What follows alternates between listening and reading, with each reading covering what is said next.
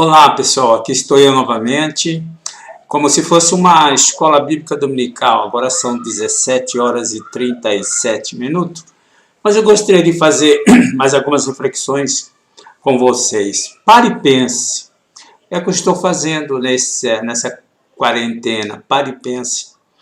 E eu gostaria de estar lendo com vocês, compartilhando um versículo da palavra de Deus, lá em Salmo 118, versículo 17 ao versículo 21, ele tem falado muito ao meu coração, para você ver como Deus tem falado com a gente. E nesses últimos dias eu tive uma experiência, estou tendo experiência muito agradável com o Senhor. A sensibilidade está aflorando em ouvir e sentir o Espírito Santo. Mas esse Salmo diz assim, Salmo 118, versículo 17 ao 21, diz assim: não morrerei, mas viverei, e contarei as obras do Senhor. O Senhor castigou-me muito, mas não me entregou à morte. Abre-me as portas da justiça, para que eu entre por ela e dê graça ao Senhor. Essa é a porta do Senhor, por ela os justos entrarão. Graças te dou, porque me ouviste e te tornaste a minha salvação. Mas eu quero me basear apenas no versículo 17, que diz: não morrerei, vírgula, mas viverei, vírgula, e contarei as obras do Senhor. Outras traduções dizem: e contarei as maravilhas do Senhor. Não morrerei, mas viverei. Mas nesses últimos dias, principalmente que antecederam a nossa quarentena, notícias dos jornais, mensagens, noticiários, só trazendo notícias negativa. E notícia ruim, ela é uma coisa que ela entra pelo estômago, pelo abdômen, ela bate ali como se fosse no sétimo chakras, que é o umbigo, bate ali, te dá uma desinteria, te desestrutura totalmente, e te trazendo medo, insegurança, pânico. Então são essas notícias que têm desestabilizado o emocional, o sentimental e até o espiritual das pessoas. Porque muita notícia negativa, ela adoece a alma, ela adoece o corpo e a mente fica cativa a esta energia negativa, produzindo pensamentos negativos, sentimentos negativos, e às vezes os traumas existenciais que estavam talvez ali debaixo de cinzas começam a aflorar, não coisas boas. E eu comecei a sentir isso, sim, por isso que eu estou falando, por isso que eu estou aqui colocando esse versículo: não morrerei, porque as notícias são de morte. O índice tem que ser elevado. Por exemplo, 1, 2, 3, 4, 50, agora 500, agora 1000 morreram. Vão morrer mais ainda, de acordo com as projeções. E isso traz uma insegurança muito grande. E as pessoas já têm aquelas pessoas de risco que praticamente já estão ali, são as próximas vítimas. Isso traz uma angústia, uma perplexidade, uma depressão, síndrome disso, síndrome daquilo. O que é, por exemplo, pesquisei o que é ansiedade. Ansiedade, todos nós temos, sabemos. Ansiedade é preocupação com o futuro, de coisas incertas que vão acontecer no futuro e você não sabe se vai acontecer, mas te dá essa preocupação que te prende no presente. A depressão são problemas que existiram, não foram tratados e que estão abertos ainda, mas está lá no passado e isso te prende no passado. A depressão te prende no passado em vários níveis de capacidade de culpa, de rejeição, de acusação, uma série de coisas. Mas a ansiedade também, gostaria de ler um pouquinho aqui. A ansiedade é um comportamento de antecipação a alguma coisa ou situação futura imprevista, até uma viagem. Marca uma viagem para o meio do ano, a pessoa já está ansiosa, com que roupa, o que eu vou levar, está demorando, então já começa a sofrer por antecipação, sem aproveitar o momento que ele está vivendo, no aqui e agora.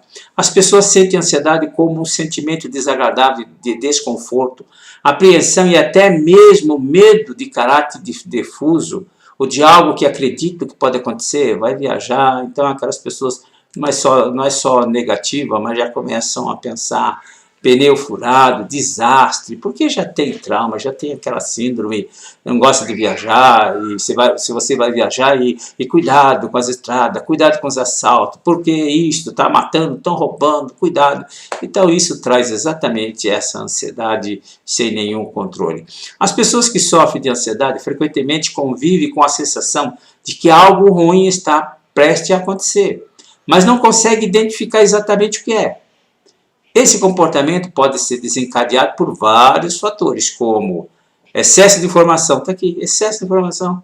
Esses excessos de informações negativas, por isso que eu já falei e falo, desliga a televisão, saia de frente desses jornais, de noticiários, de mensagem, porque é só coisa negativa, é só trazendo, desestruturando a tua alma, não te dando paz. Não é uma notícia boa, é só notícia ruim. E quanto mais ruim, melhor. Então vai fazendo com que você se sinta como uma próxima vítima, né? O excesso de informação, principalmente negativa. E repito, desliga a televisão, afaste desses aparelhos de informações para que você se sinta melhor. Eu sei como você está sentindo, né? A incerteza de alguma informação ou decisão, sensação de impotência, ou dificuldade de lidar com algum trauma, mesmo com as situações mais normais, você se sente embaraçado e incapaz. Essa existência baseada em expectativa e medos não é saudável e traz muitas consequências negativas, como o transtorno da ansiedade, desde a ansiedade generalizada até outros diferentes tipos de fobia, né? E a ansiedade, a angústia também. A angústia é um sentimento de desconforto emocional muito intenso, que pode surgir de um estado de inquietação ou de uma profunda sensação de desamparo frente a um perigo que parece iminente. Olha o corona, parece, é um perigo que nós estamos correndo. Então nós nos sentimos essa profunda sensação de desamparo frente a um perigo que parece iminente. A qualquer momento você pode ser a próxima vítima. É isso que a vítima, é isso que traz a ansiedade, isso que traz a angústia, mas que na realidade é vago e é difuso. Não, esse não é vago e é difuso, esse é real. A angústia se manifesta muito em situações de pânico, de desespero, é o que nós estamos vivendo. Pânico, desespero. Haja vista a corrida aos mercados, esse desespero tremendo. Quando a pessoa percebe que não tem mais a autonomia de agir livremente e não possui controle sobre o acontecimento ao seu redor.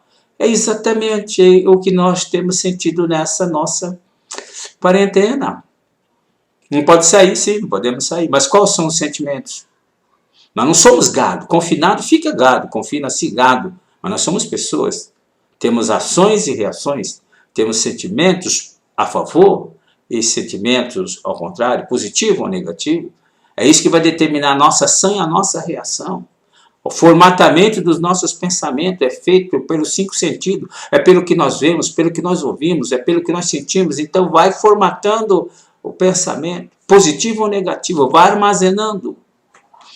Ansiedade, as pessoas que sofrem de ansiedade frequentemente convivem com a sensação de que algo, estou repetindo, de que algo ruim está prestes a acontecer, mas não consegue identificar o que é. Esse comportamento pode ser desencadeado por vários fatores, né, como informação, excesso de informação, incerteza de alguma informação ou decisão, sensação de impotência ou dificuldade de lidar com algum trauma. Essa existência baseada em experiências e medos não é saudável e traz muitas consequências negativas, como o transtorno da ansiedade. Desde a ansiedade generalizada até diferentes tipos de fobia. É que nós temos visto ansiedade generalizada, não é só eu, é outro, aquele outro, umas mais, outras menos. Então, esse tipo de fobia. A angústia costuma ser experimentada como um sofrimento físico generalizado. Nos casos em que existem sintomas fisiológicos, como suor, falta de ar, aceleração da frequência cardíaca, tensão muscular e tremores, o corpo geralmente reage com uma atitude de paralisia, mas a pessoa ainda percebe a situação com clareza, dá para administrar. Em algumas situações, a angústia é interpretada como um instinto de proteção ao perigo, né?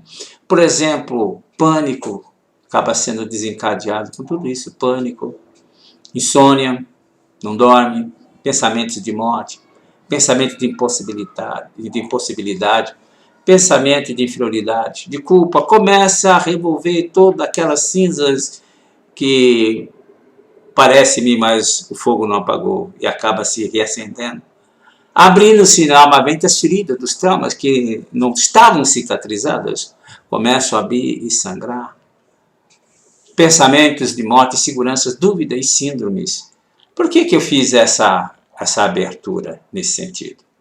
Quero contar para vocês, não morrerei, mas viverei, e contarei as obras do Senhor.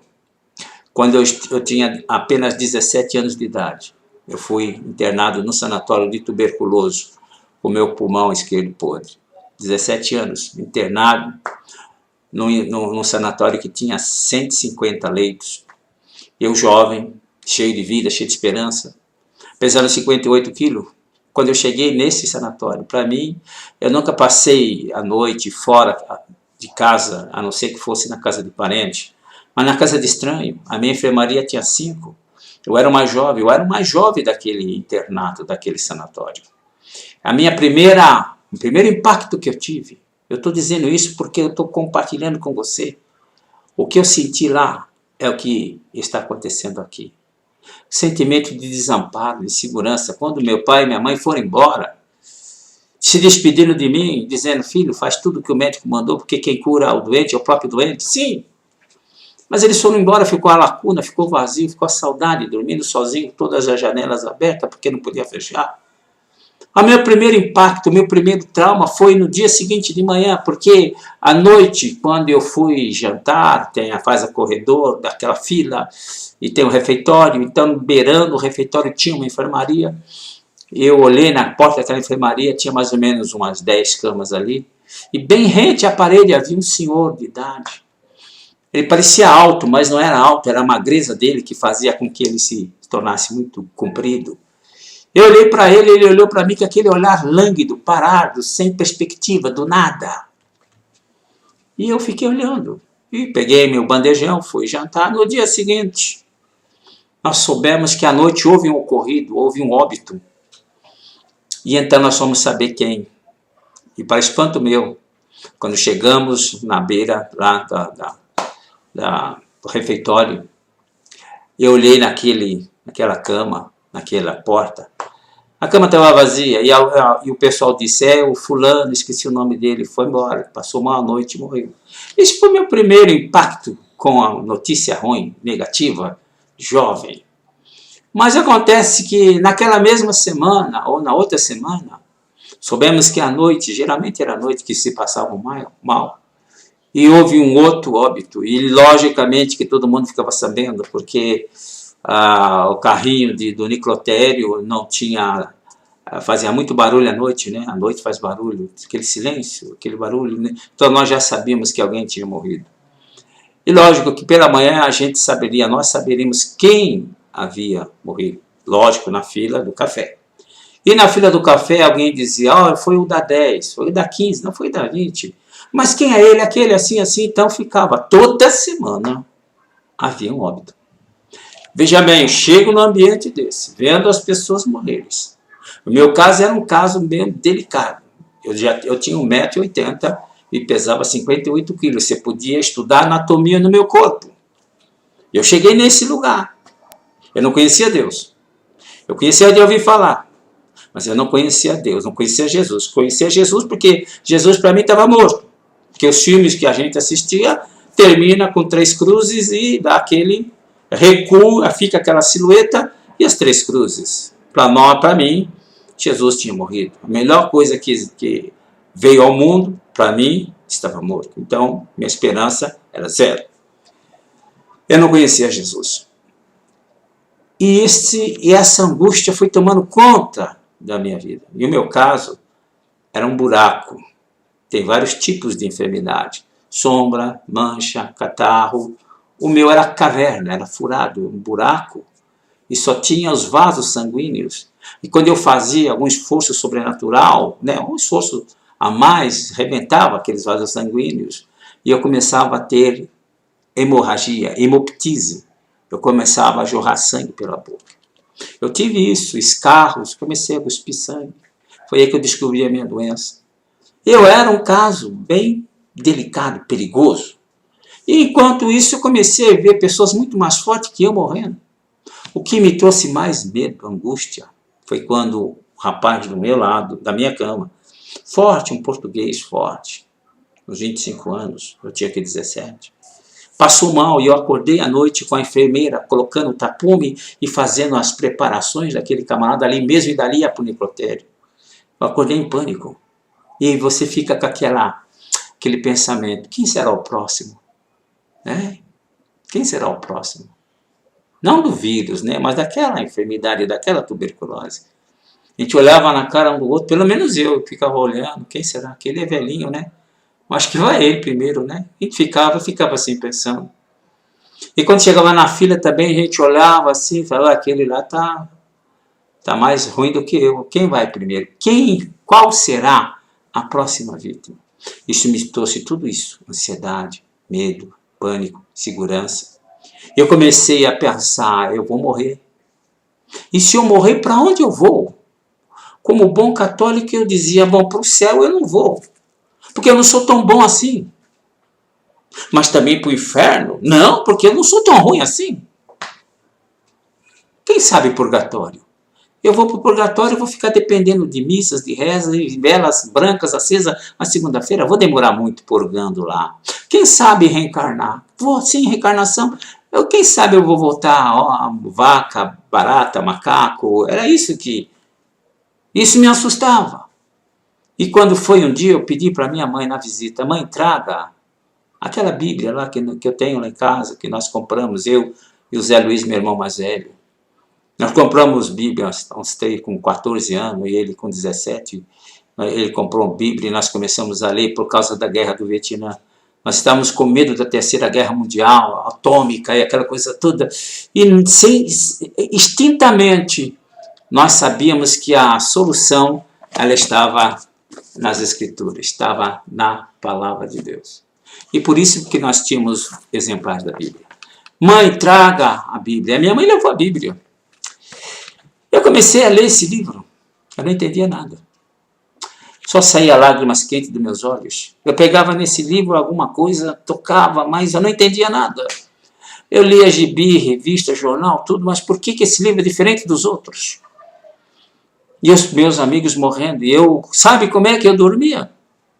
Eu dormia com a cabeça coberta, rezando, Ave Maria, salve Rainha, quem Deus Pai, Pai Nosso. Eu dormia rezando, com medo de morrer, de ser a próxima vítima. Quando foi um dia, veja bem, tudo é um posicionamento, isso que eu quero que você tenha em posicionamento. Eu me empoderei, tomei um posicionamento, tomei uma decisão. A vida é feita de decisão, a vida é feita de momentos que você toma de decisão, de empoderamento. E naquele momento eu peguei a Bíblia uma noite, cabeça coberta, eu peguei a Bíblia e eu falei para Deus dessa maneira: Deus, não vou morrer, eu não morrerei enquanto eu não descobrir por que este livro é diferente dos outros. Por que eu não entendo esse livro? Foi uma posição insensata? Não. Foi um posicionamento. Eu me empoderei e eu falei, não, diante da vida, da circunstância, eu não vou deixar a vida me levar. A vida é minha. Eu estou passando pela vida uma vez só. E eu com 17 anos morrer, eu tenho a vida pela frente. Sou jovem demais. Eu me empoderei e eu falei para Deus, um posicionamento que um mortal fez, talvez foi um ato de fé. Eu disse, não vou morrer enquanto eu não descobrir por que esse livro é diferente. Eu quero saber. E dormi em paz.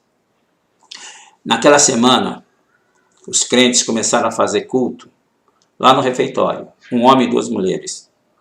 Eles começaram a fazer culto. Resumindo, eles começaram a fazer culto. E eu fui numa dessas reuniões, porque num domingo meu pai não foi me visitar, a esposa de um amigo não foi visitar, a esposa de um segundo amigo também não foi visitar. E eles eram crentes da Assembleia de Deus. E eles então disseram, vamos ao culto? Eu falei, vamos, eu queria ir no culto, mas não podia mostrar esse tipo de fraqueza, né? Eu não queria mostrar, porque era um tipo de fraqueza. Crente, esse negócio todo. Mas tem uma coisa, os crentes têm aquele livro, eu pensei. Aquele livro que eu não consigo saber, eu sei que tem algo naquele livro, mas eu não sei o que é. E os crentes têm. Eu fui por causa do livro, eu fui por causa da Bíblia. E naquele culto, o pregador pregou sobre João Batista, o machado colocado na árvore. A árvore que não produzisse fruto seria cortada e lançada no fogo. Sim, foi. Isso tocou muito o meu coração. Mas durante a mensagem era arrependei-vos e convertei-vos.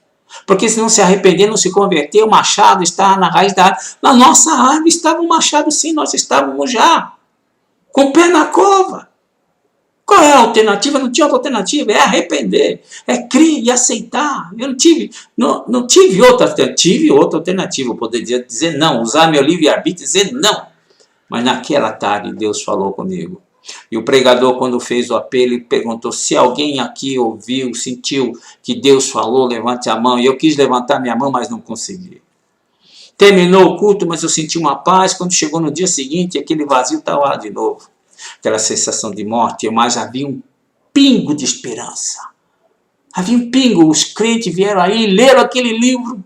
Que coisa linda! Além de ler, eles explicaram. E no domingo seguinte, novamente, nossas visitas não vieram.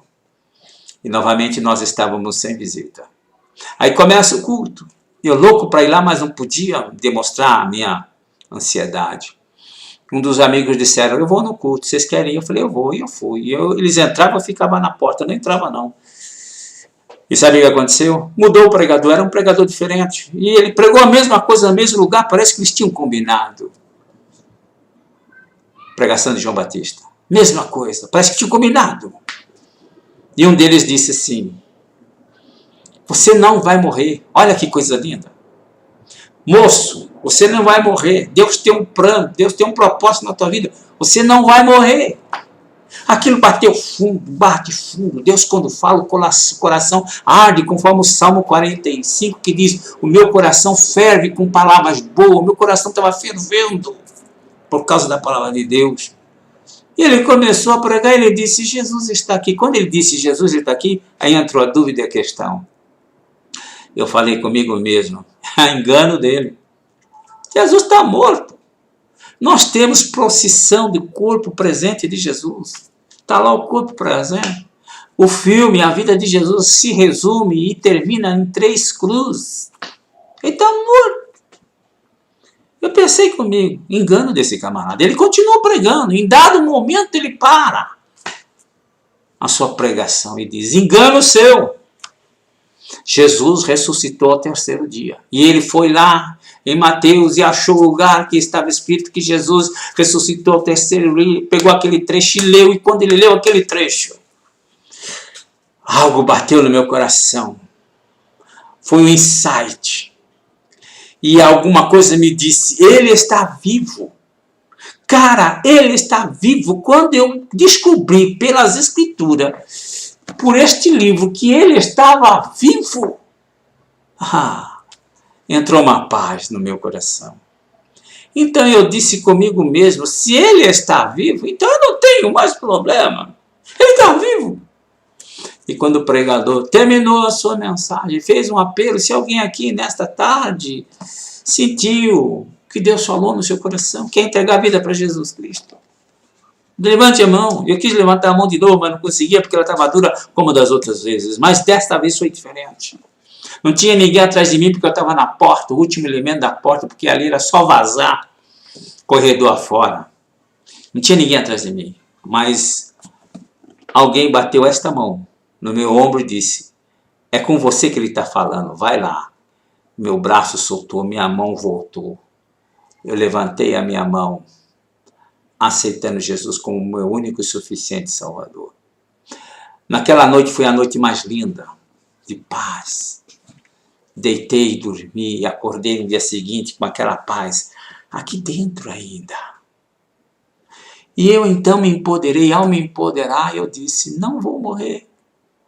Não. E naquela semana eu visitei todos os enfermos. Fui em cada canto, em cada cama, falar com as pessoas. Principalmente foi no domingo, logo após eu aceitar Jesus. Eu chegava em cada enfermaria, em cada cama e perguntava, quem não recebeu visita?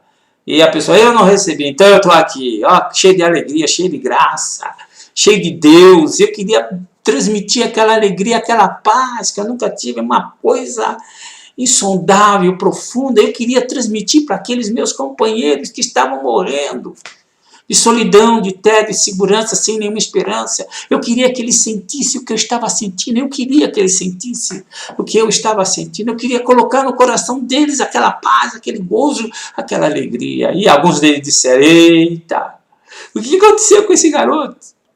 Será que ele viu o passarinho verde? Não, eu não tinha visto o passarinho verde, não. Eu tinha entregado a minha vida a Jesus Cristo. Eu tinha nascido de novo, uma nova criatura. E pelas pisaduras dele eu fui sarado. Ele me lavou e me remiu no seu sangue. E então alguém disse, o que aconteceu com esse menino? Mas todo mundo eu visitei, eram 150 leitos, eu visitei 150. Concluindo, naquela semana eu fui fazer os exames de praxe. E o médico batia o carimbo de 2 pulmões e depois rabiscava aonde estava afetado, ele rabiscava. E desta vez ele perguntou para mim, o que você anda fazendo? Eu falei, nada, estou apenas fazendo o tratamento. O médico então mandou fazer um novo exame. Eu falei, doutor, já faz um mês que eu fiz o exame, tirei a biografia, já falava-se a biografia, hoje é radiografia. E ele falou, eu sou médico, eu sei. E quando chegou a nova radiografia, a nova chapa, havia uma diferença nítida entre um pulmão e o outro. E o médico então carimbou, depois de me examinar, ele carimbou o prontuário e não fez mais aquele rabisco. Ele apenas fez um risco assim. Só tinha uma cicatriz. Naquele mês que eu entreguei minha vida para Jesus, pasmem você, depois de 3 meses naquele lugar, eu engordei 2 quilos. De 58 eu fui para 60. E a partir daquele momento, naquele sanatório, ninguém mais morreu. Ninguém mais morreu, acabaram-se as mortes. Porque logo em seguida, começaram a me doutrinar, começaram a me discipular. Eu tinha uma enfermaria desativada, onde eu fazia minhas pinturas. Lá eles me levaram, começaram a ensinar a Bíblia para mim, a orar, a ler a Bíblia, a entender a Bíblia. Não doutrina, uso e costume de homem, não, mas a palavra de Deus. Me ensinaram a falar com Deus, me ensinaram a sentir a sua presença.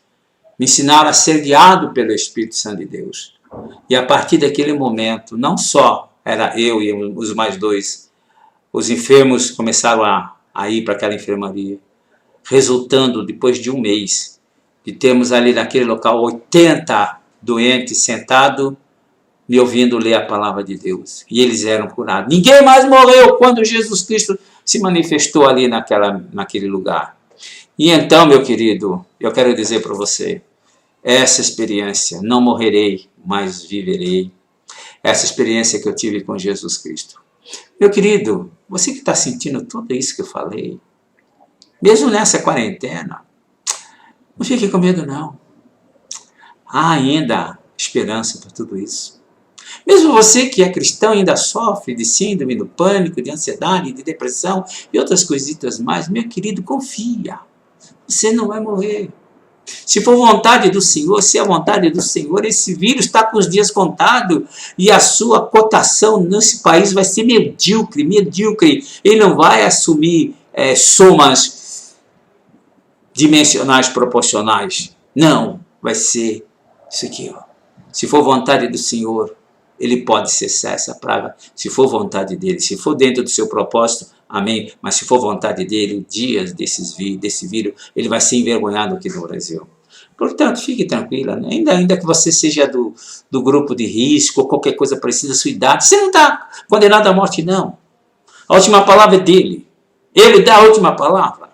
Fique tranquilo, fique na quarentena, fique tranquilo, porque o Senhor Deus é contigo. E baseado nisso, eu escrevi, veja bem, eu escrevi esse livro. Deus, não morrerei enquanto, não morri. Já se passaram tantos anos e eu estou aqui pregando a palavra de Deus e eu estou dizendo para você, você não vai morrer, meu querido. Deus tem um propósito na tua vida e esse propósito, ele é lindo, esse propósito, ele é maravilhoso. Fique em paz. Fique em paz. Você ainda não entregou a vida para Jesus? Entregue agora. Lança sobre ele toda a sua ansiedade, porque ele tem cuidado de vós.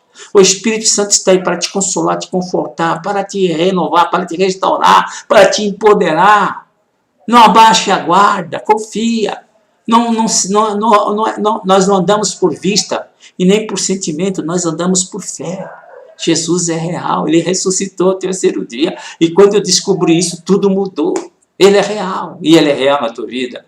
Olha, eu quero ler aqui uns versículos para você, tão lindo, tão maravilhoso, que eu tenho certeza que Deus vai fazer com que você se sinta amparado e abençoado por Deus. Veja bem, isso aqui é lindo, maravilhoso. Quem nos separará do amor de Cristo? Será a tribulação, a angústia, ou a perseguição, ou a fome, ou a nudez, o perigo, a espada? Como está escrito, por amor de ti enfrentamos a morte todos os dias. Somos considerados como ovelha, destinada a matadouros. Mas em todas as coisas somos mais que vencedor por aquele que nos amou. Jesus Cristo, ele é Senhor da tua vida. Veja bem o outro versículo. Na aflição, clamaram ao Senhor, e ele os tirou da sua tribulação em que se encontravam. Na angústia, clamaram ao Senhor. Veja bem, ó alma minha, Davi dizia, Davi era um homem espiritual, Davi era um homem experiente, e um homem experiente, ele sabia dividir as coisas, ele sabia que era emoção, era para chorar, para sentir, era ódio, raiva, era raiva, ele era medo, então ele sabia viver e conviver com essas emoções. E quando ele percebia que a alma dele estava desestruturando ele, estava trazendo derrota para ele como homem espiritual, ele conseguia dizer para a sua alma, dizendo assim, ó alma minha, ele conversava, por que te perturba em mim? Por que te perturbas dentro de mim? Por que você está ansiosa? Por que está aflita? Por que esse desespero? Confia em Jeová, confia em Yahvé, confia em Deus, pois ainda o verei. Descansa, ó alma minha. Veja bem. E veja bem, a nossa alma, ela tem sede de Deus, gente. Ela tem saudade de Deus. É por isso que a ansiedade, a depressão e outras coisas assumem este lugar que não é deles, é de Deus. A nossa alma tem saudade de Deus. A nossa alma suspira. A nossa alma anseia pelo Criador. Meu querido, dê descanso para a sua alma. E Jesus Cristo, quando veio, ele não veio fazer outra coisa a não ser o seguinte, quando ele disse, vinde a mim, um apelo imperativo, dizendo, vinde a mim todos que estão cansados e oprimidos e sobrecarregados, e eu vos aliviarei. É um desafio que ele fez, vinde a mim todos. Ele não especificou 1, 2, 3, quem sabe? Não, é no atacadão. Venham todos que estão angustiados. Todos que estão cansados e oprimidos, e eu vos aliviarei. E por fim ele está dizendo, e eu darei descanso para as vossas almas. Só Jesus pode dar paz. No meio da tribulação, no meio da tempestade, você está em paz. Você está seguro. 1000 cairão ao teu lado e 10.000 à tua direita, mas você não será atingido. No meio da guerra, no meio da tempestade, você está tranquilo, você está gerenciando, você está administrando. Se empodere, se levante, tome uma posição, decida a sua vida, decida o seu destino. Eu não vou morrer. Sim, não vou ficar nessa depressão, não vou ficar nessa situação. Vou passar essa quarentena tranquilo e vou sair dela totalmente triunfante. Vou me empoderar, vou repaginar a minha vida. Eu vou assumir o meu papel, eu vou viver a minha vida, ninguém vai viver a minha vida. Não vai ser depressão, não vai ser ansiedade, não vai ser síndrome do pânico, nada vai dirigir a minha vida, a não ser o Espírito Santo, a não ser eu mesmo. Eu sou o Senhor da minha vida. Eu tomo e empodero agora. Eu me revisto de autoridade no nome de Jesus e assumo o meu papel. A vida é minha. Eu vou viver a minha vida. Não vou ficar sentado no palco assistindo os outros a viver a minha vida, a representar a minha vida. Ninguém representa a minha vida é minha. Eu vivo a minha vida na plenitude e no poder do Espírito Santo. Faça a mesma coisa. Assuma. Empodere-se. Tome um posicionamento, porque Deus tem bênção, Deus tem vitória para você. Entrega tudo ao Senhor. E o mais, ele fala, confia nele. Jesus Cristo, ele está aqui, ele é real. Abra o seu coração. e deixe a paz de Cristo entrar. Convide Jesus Cristo a entrar nesse vazio, e convide Jesus Cristo a entrar nessa quaresma. Você não pode passar essa quaresma, essa quarentena sem Jesus. Não dá, sem Jesus não dá. Tem que ser com Jesus. Mesmo que você é crente, apenas religioso, apenas frequentador, sem nenhuma experiência, tenha uma experiência. Não de ouvir falar, não de arrepio de calor, mas da realidade de que Cristo vive, Cristo vivo e ressuscitado. Cristo em vós, esperança da glória. Abre teu coração e aceite Jesus. Fique em paz, durma em paz. Não se perturbe, não se perturbe nos vossos pensamentos e que essas emoções elas vão cair por terra em nome de Jesus. Se empodere, se posicione. Respira fundo e diga, Jesus, obrigado, porque eu ouvi hoje a tua palavra. E sei que o Senhor está me convidando. Eu estou incluso naquele convite. Vinde a mim todos que estão cansados, oprimidos e sobrecarregados. Eu vos aliviarei. Vem para Jesus Cristo. Entrega tudo para Ele. Entrega tudo. E descanse. E durma. Você vai dormir como nunca dormiu. Em paz. Sem pensamento. Sem tribulação. Sem síndrome do pânico. Sem terror noturno. Vai deitar, dormir e descansar. Porque o Senhor vai sustentar o teu sono. Que Deus te abençoe, que Deus te guarde, que Deus te livre, em nome de Jesus. Diga comigo, não morrerei, mas viverei e anunciarei as virtudes daquele que me chamou das trevas para a luz. Obrigado, Jesus. Obrigado. Abençoe e guarde esta vida. Amém.